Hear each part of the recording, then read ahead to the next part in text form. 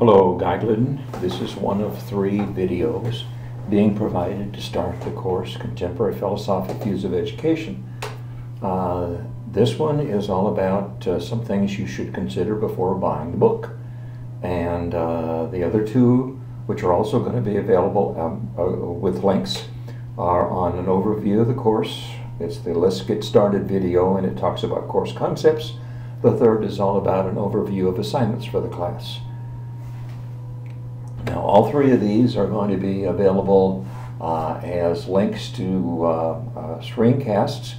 In addition, there will be PowerPoint notes for each, so you can also review those notes independently of the screencast if that's what your preference is. Okay, a little bit about it. The assigned or the identified text for this class is Philosophic Foundations of Education, the 7th edition by Craver and Osmond. Okay, and the reason I'm doing this is because the cost of this text, if you're going to buy a new paperback, is about $60, which I think is excessive, but that's my editorial comment for this process, so let's move on.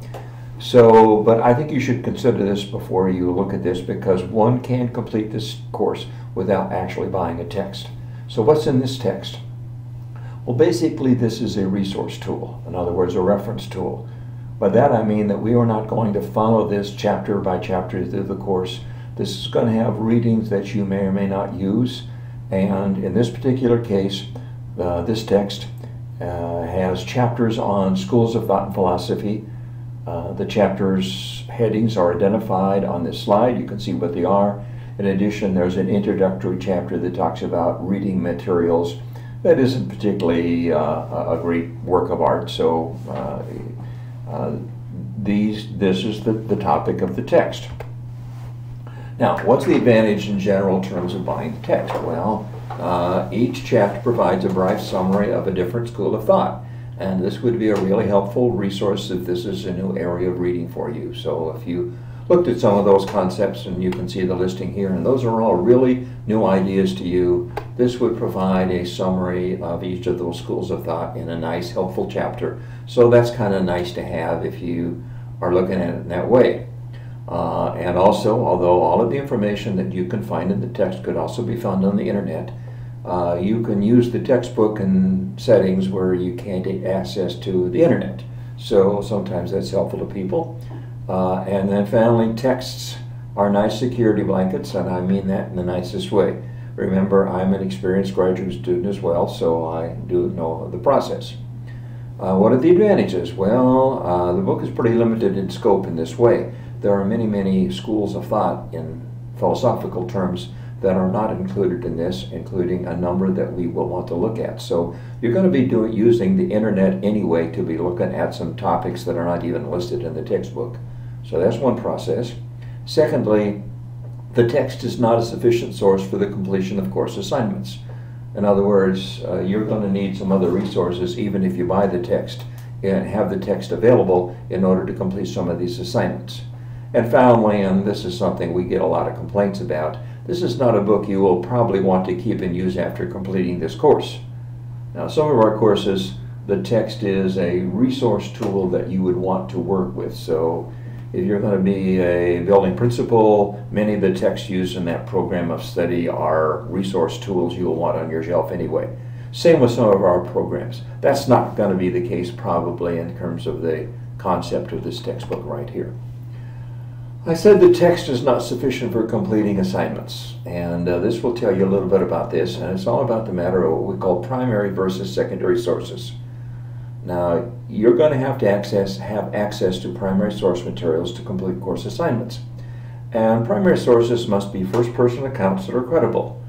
In this case, since this is all about philosophy, these are going to have to be people who have credibility to talk about a specific or specific schools of thought and philosophy. And I'll give you an example of that in a little later slide there. So, our other possible primary source things, I mentioned credible experts in the field, data, documented research. These are all examples of primary sources that many people use. Text cannot be primary sources in this case because the authors of the sections of this text are not identified. They're mystery people. We don't know who they are. It's kind of homogenized. And the information is paraphrased. So there are lots of really good primary source documents that could have been used in this text. They're not. It's probably because the authors either did not try or could not get access to the copyright for some of these documents, and so it's a little bit limited in this way. Let's carry this a little step further. How does one find a primary source for this text? Well, using the text or an online encyclopedia, you could use this information, as I say, either the text or an online encyclopedia like Wikipedia or Britannica or Catholic Encyclopedia of Education. There are lots out there to get background information if this is an area of thought and to identify possible sources for further research. By this I mean you need names of experts in the field, identification of important sources of information, identity of books and publications. Now, these things can also be identified on the internet, or you can also use the Newman Library to search for primary sources of information. Here's an example. This is a name that many of you probably are familiar with. The guy's name is John Dewey. Now, John Dewey was a major thinker in education during the first half of the 20th century. He wrote some really important publications. As a matter of fact, there are a couple of his publications have been republished within the last few years, 50 years after the man died, and they read just as fresh today as they did when he wrote them 100 years ago, more than 100 years ago. Now, if you looked at the name John Dewey, you would actually find two different schools of thought, pragmatism and progressivism, that would probably like to lay claim to the idea that John Dewey was one of them. I don't know that John Dewey ever particularly said, I'm a school of this thought. He certainly was very pragmatic in his thinking. He was certainly very progressive in his thinking about education. And one book I know you can find by him that is available at no cost online is his book, Democracy in Education. His thesis that education in the United States is very, very important to the continuity of democracy as a form of government. So, okay.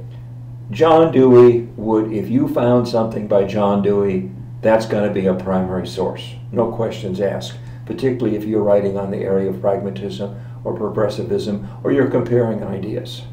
So that would be, but you would want to look at things that he wrote, not paraphrasing of his ideas, but things that he actually wrote would be primary source documents.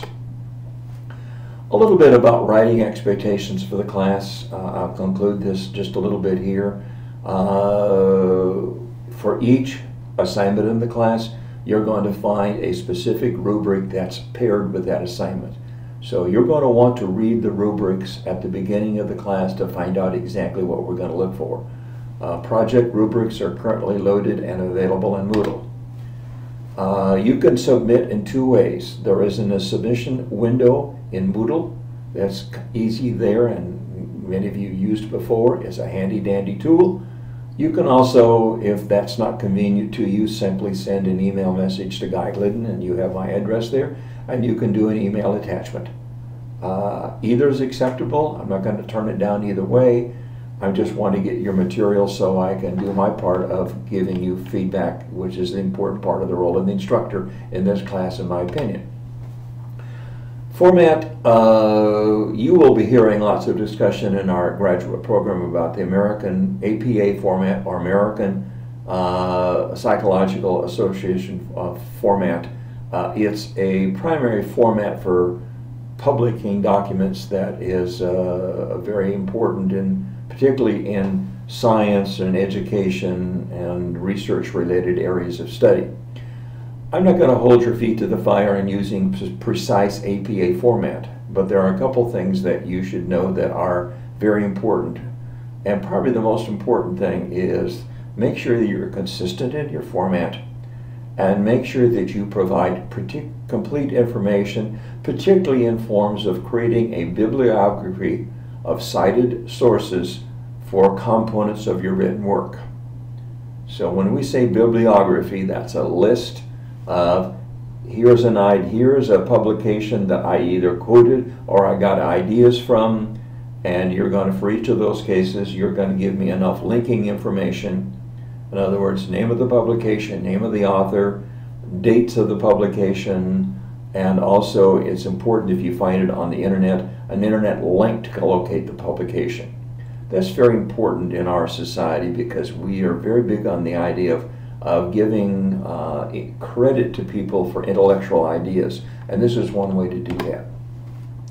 Finally, there are not specific writing conventions in the rubric, but I do reserve the right to return assignments if you have editing problems in terms of organization, word usage, sentence construction, or conventions. In particular, the best hint I can give to you is you've got spell check and grammar check on all of your word processing tools. For goodness sakes, use them. There's no length requirement for these assignments. In other words, answer the questions on the rubric in good detail. You will be in good shape. Okay, back to the question of the textbook. What would I recommend? Well, I'm a cheapskate, so be careful about asking for advice from a cheapskate. But if you get a really good price, really cheap, I mean, on a textbook, a used textbook, certainly wouldn't be a bad idea. Well, what's a good price? Well, as I told you, a new paperback is $60. I would not pay that.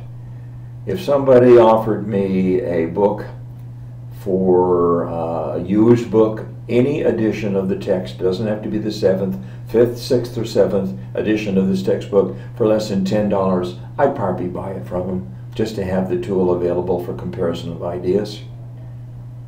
Well, that's a big gap between $10 and $60.